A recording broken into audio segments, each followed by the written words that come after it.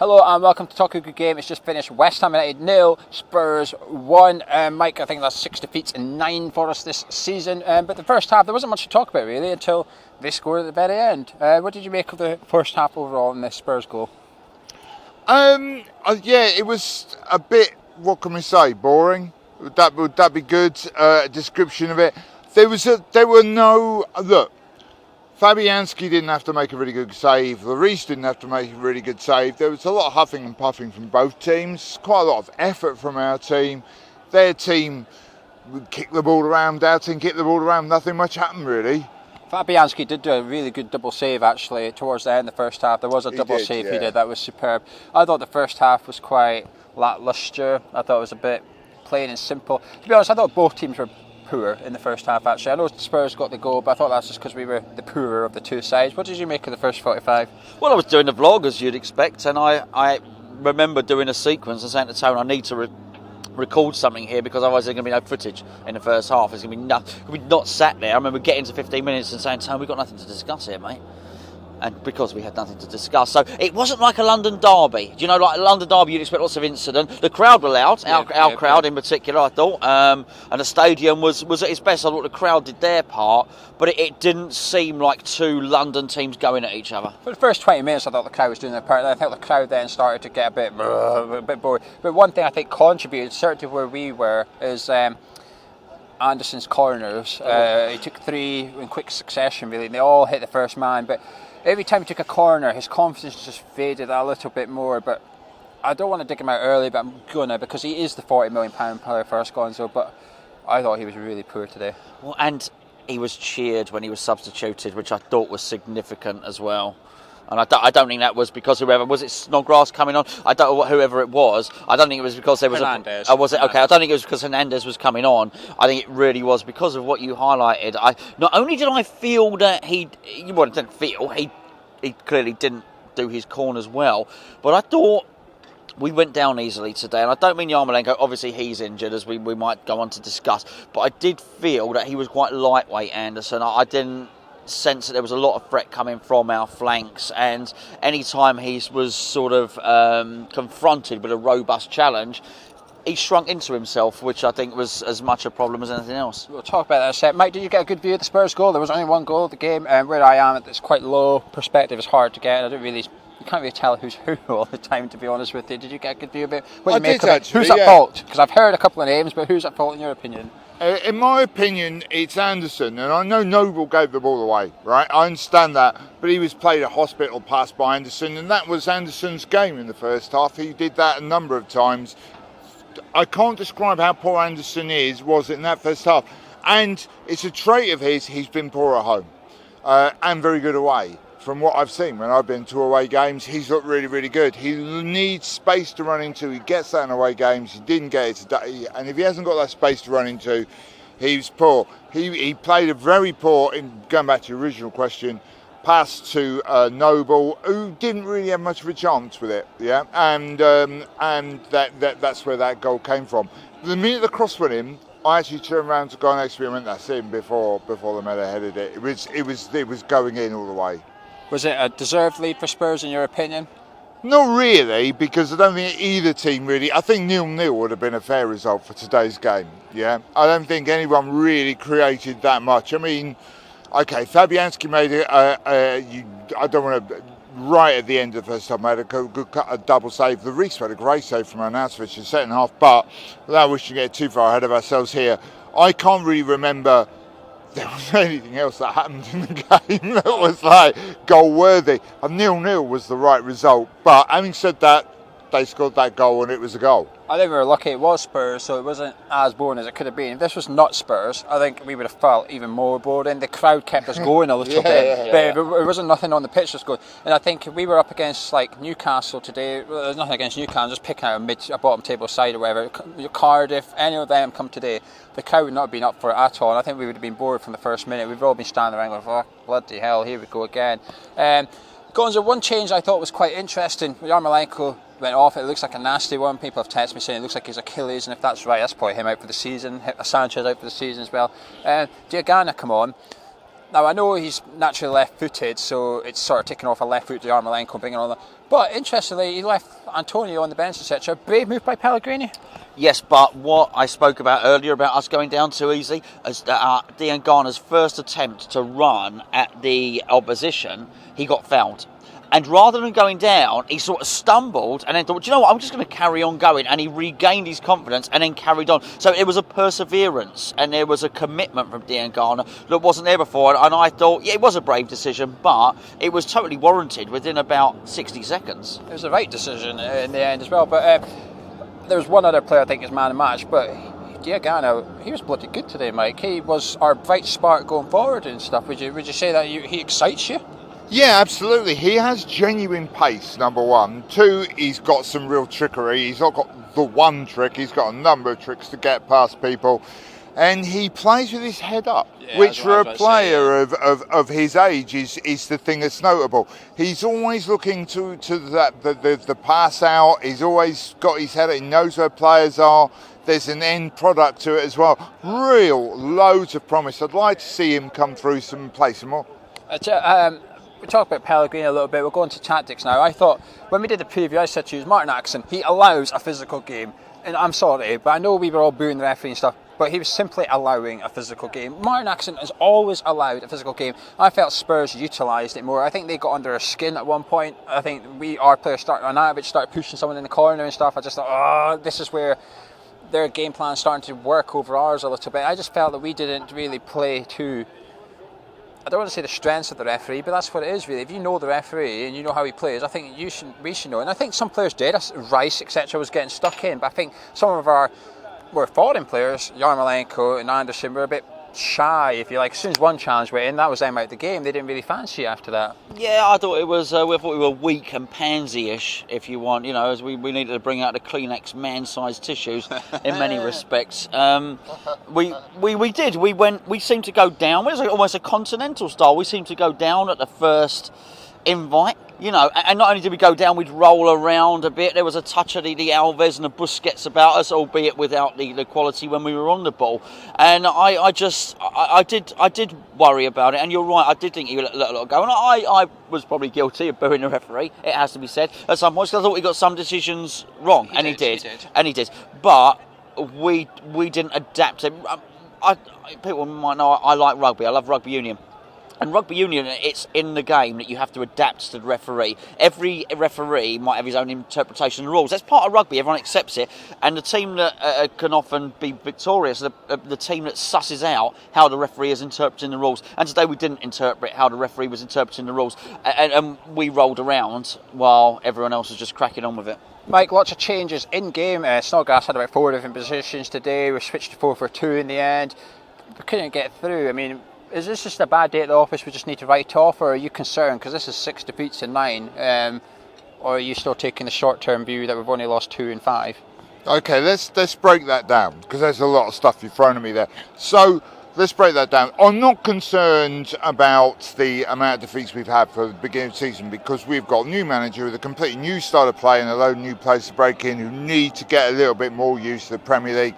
I've always felt we'll be a lot better after Christmas, basically. I know that sounds, and also we've played some very, very tough games. We've had some hard fixtures, and I do think that we'll come back into the season over the next, coming out to Christmas and after Christmas, a lot more. I'm not worried about that. He's got a new style of play, and I think the players are beginning to adapt to that. Okay, it wasn't great today, but we've seen some good stuff on the way that makes me think they are beginning to get the message. Today, though, I thought the tactics were really poor. And I'll tell you why. Number one, because we didn't, I don't know what's happened to Obiang, but he disappeared out of the team and he was on the bench. So he was struggling against Brighton, to be fair, Obiang. Okay, but we changed our shape to a 4-2-3-1, which matches theirs. I don't think we did. I think Snodgrass was a centre midfielder at the start of the game. I thought, but he just runs out of centre midfield to close down. I think. I don't know how you saw it. I thought Snodgrass was the Obiang role, but he just covers more ground than Obiang, so he looks like he's further advanced. And I thought he was good today at Snodgrass. He worked bloody hard. There was one point today, he must have covered about 30 yards and about 6 Spurs passes on in the first half. In the second half he disappeared totally. In the first half he was working. He was out on the left wing at one point. But let's just take the fact is at the end of the game we were playing a bizarre 4-1-5 formation. At one point we appear to only have Declan Rice, who, let's face it, is a converted centre half, in midfield.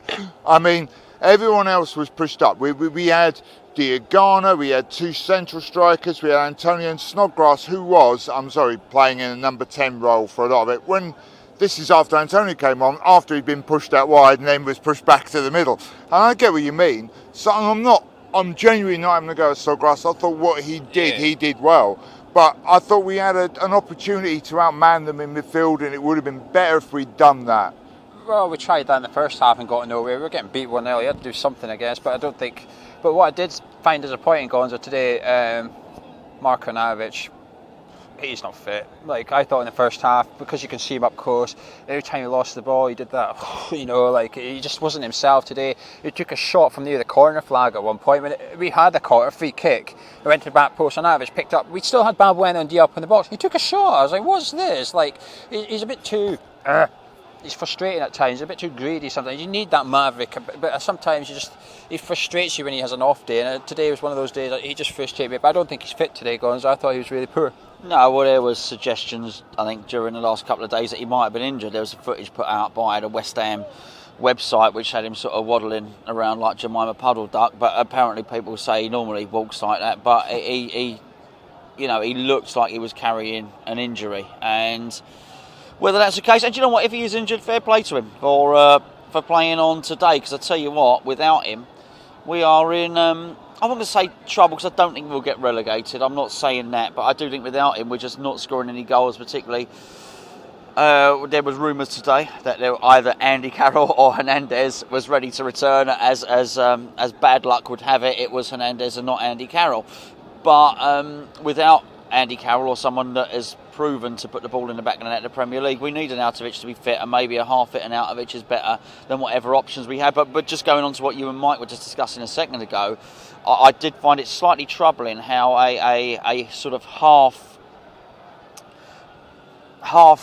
Premier League ready midfielder in Obiang, the loss of him could have such an impact. And I did think it had an impact. I think it had us scrambling. So as well as we might have done in our recruitment in the summer, our midfield recruitment was woefully lacking, and the fact that the loss of somebody like Obiang, who many of us thought wasn't great against Brighton, actually the loss of him really impacted the team today, I thought, and it had us scrambling around, and had Pellegrini scrambling around and looking for answers, and he didn't find an answer. Yeah, well, I'm going to have to leave you two in a minute. I've got a dinner reservation, but I'm going to leave you in the lurch. But my man of the match today, I just want to say, he said Diop, what a player he is. He is absolutely superb.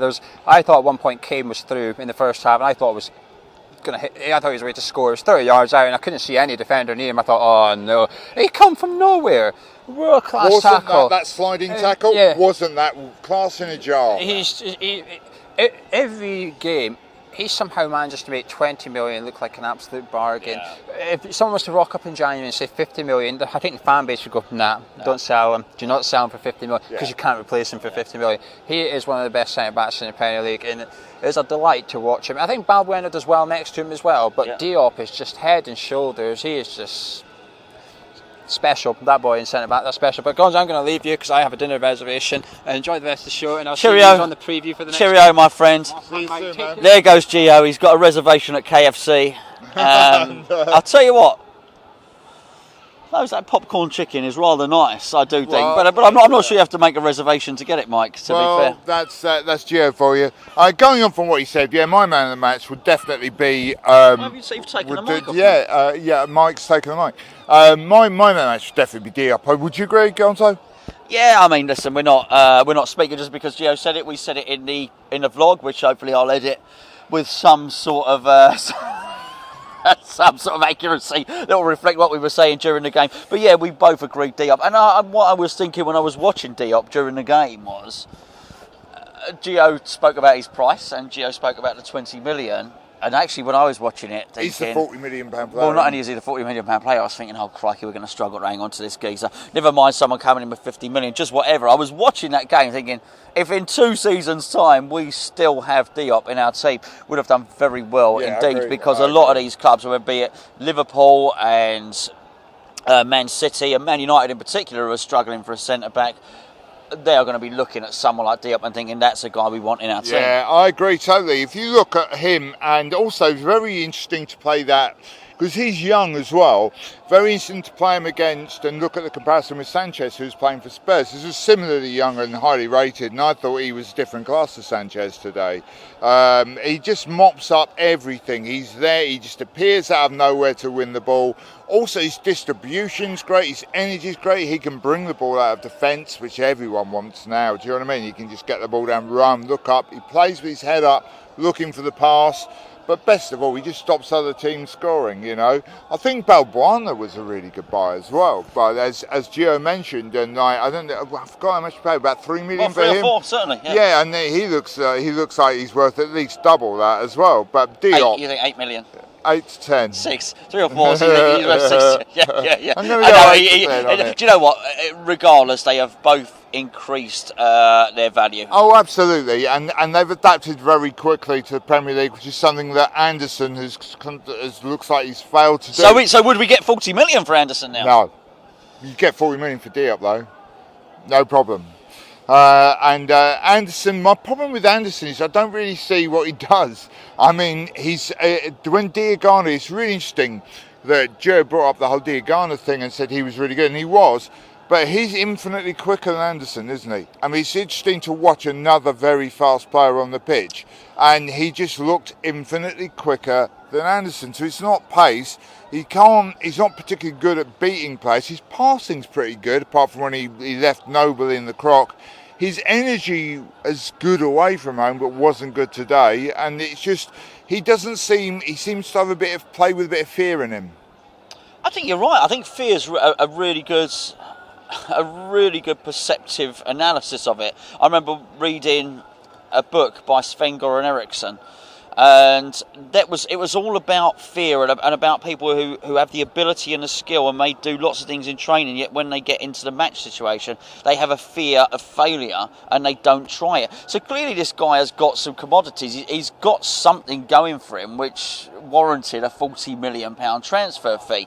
But where is it? And as I've said, I'm going to bore people now. They're going to think, oh no, he's going to talk about the one-on-one race again. But he seems to try and create this race where he knocks the ball past the defender and creates a sprint towards the ball. So he will knock it 10 yards past defender, and it's a one-on-one race. Anderson feeds the defender to get to the ball, which he subsequently loses. But it's almost like when he's racing with the ball, he doesn't have the confidence to get it. Because if it's 50-50 and he's still level, he doesn't have the confidence to slide his boot in and win the ball. It's almost like there's a fear of getting injured. But he does away. And that's the weird thing. He does away with what? when you're away from home. I remember seeing him at Everton, and he was doing that all the time, and he would just go, he would wade in and then drift centrally when he won the ball off, won those challenges. And it's just like, it's almost like he's frightened of playing here in front of your home fans. I can't think that's the case. I understand I understand the point you're making, but I can't accept that is an intimidating atmosphere to play in for a home player. I agree, but he's playing with fear. And he seems to be playing more with fear here. Let's say he's playing with trepidation away and fear here. He is. I don't know what's going on there. I think there's a lot more to come from him. I don't think he's a rubbish player. He just played poorly. Do you know what I mean? Yeah. It's just like, I'm still baffled as well by the substitutions. I do think we really lacked in midfield. I agree, but name me one midfielder we had on that bench to bring on to play in central midfield. Well, we didn't. I don't know what's happened to Obiang. I would have preferred us to start. I don't care what Gio says about Snodgrass. I would prefer us to have started with Obiang on the pitch. And I understand. But Obiang wasn't on the bench, was he? No. But the point is, so even if Obiang's injured, let's suggest he's injured. We haven't got anyone. There's no one. Because Fernandes was loaned to Fiorentina. And just to follow on from what you were saying earlier, our midfield recruitment wasn't good enough. In the summer, it was an area before the whole summer transfer window, before even Pellegrini was appointed, that we talked about on the Hammers Chat. The number one area we needed to improve on was central midfield. Would you agree? That's what we talked about. We also, I think you and Gio agreed. And so let's get that clear. We've got in a situation where we didn't sort that out. And I'm no issue with Yarmolenko and Anderson coming in. Okay, fine. And certainly the money we spent on defence was money well spent. But we needed to bring in a box-to-box midfielder and we still do. Well, that's something that's going to need to be addressed. I think they thought they were going to cover it with Sanchez in the window. Well, of course, as it turns out, Sanchez is injured for the rest of the season. So that cover, not that he's box to box, but I thought they would allow themselves some midfield cover. We need some midfield cover. Particularly, I just find it strange that we've got a possession-based manager who clearly wants to retain possession and play with the ball through midfield, and we have a lack of midfielders. Anyway, we're going to bore you senseless. You probably don't know because the camera's just pointed at the bridge behind us and myself and the lovely Mike there. But actually, just over there is a German beer fest. So myself and Mike are going to don our Underhalsen. Guten Tag. Yeah. Zwei Bier bitte. And have a stein of beer, as if we haven't had enough already. We will bid you farewell. Thank you for watching. Please do, as Mike always says in Mike on Mondays, subscribe to both. What do you say? Subscribe to both Hammers Chat channels. I'll be back doing Mike on Monday this Monday, so do tune in for that. And I promise, do a fantasy football video, because we need to recognise the brilliance that is Mike Manera, who